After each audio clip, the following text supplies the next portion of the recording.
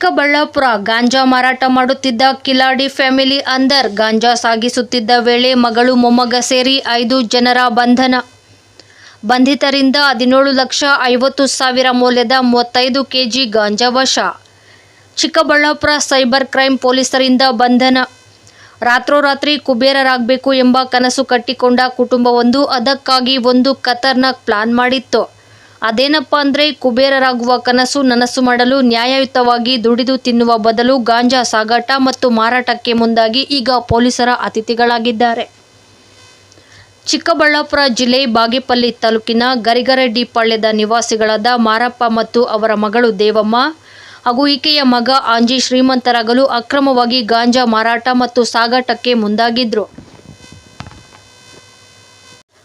ಚಿಕ್ಕಬಳ್ಳಾಪುರ ಜಿಲ್ಲೆಯ ಚಿಂತಾಮಣಿ ನಗರದ ಮಾಡಿಕೆರೆ ಕ್ರಾಸ್ ಬಳಿ ಕಾರ್ನಲ್ಲಿ 17,50,000 ರು ಮೌಲ್ಯದ 35 ಕೆಜಿ ಗಾಂಜಾವನ್ನು ಸಾಗಾಟ ಮಾಡುತ್ತಿದ್ದ ವೇಳೆ ಚಿಕ್ಕಬಳ್ಳಾಪುರ ಸೈಬರ್ ಕ್ರೈಂ ಪೊಲೀಸರ ಅತಿಥಿಗಳಾಗಿದ್ದಾರೆ. ಇನ್ನು ಬಂಧಿತರ ಕಾರಿನಲ್ಲಿದ್ದ ಆದಿನಾರಾಯಣ ವೆಂಕಟರಮಣ ಎಂಬುವವರನ್ನು ಸಹ ಬಂಧಿಸಲಾಗಿದೆ. ತಂದೆ, ಮಗಳು, ಮೊಮ್ಮಗ ಮೇಲೆ ಕೋಲಾರ, ಚಿಕ್ಕಬಳ್ಳಾಪುರ, ಬೆಂಗಳೂರು ಗ್ರಾಮಾಂತರ ಸೇರಿದಂತೆ ತುಮಕೂರು ಜಿಲ್ಲೆಯಲ್ಲಿಯೂ ಸಹ ಗಾಂಜಾ ಮಾರಾಟ ಮತ್ತು ಸಾಗಾಟದ ಪ್ರಕರಣಗಳು ದಾಖಲಾಗಿವೆ.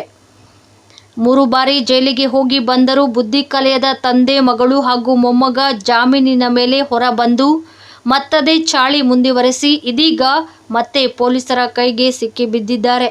ವರದಿ ಸಿನಟಿ, ಚಿಕ್ಕಬಳ್ಳಾಪುರ.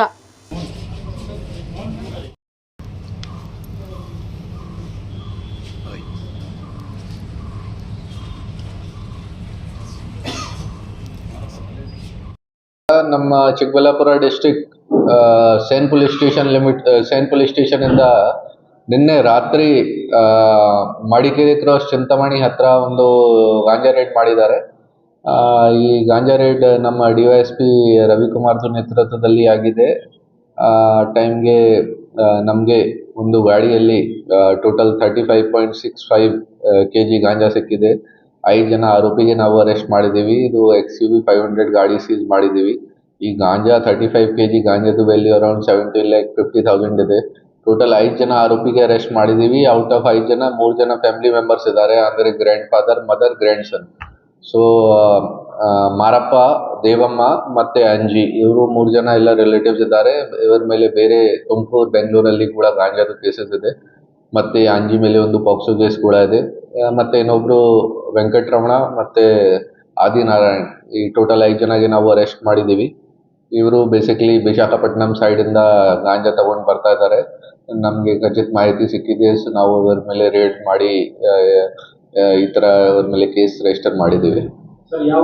ನಮ್ಮ ಚಿಕ್ಕಬಳ್ಳಾಪುರ ಡಿಸ್ಟ್ರಿಕ್ಟ್ದವರು, ಬಾಗೇಪಲ್ಲಿ ತಾಲೂಕಾ ಮತ್ತೆ ಚಿಂತಾಮಣಿ.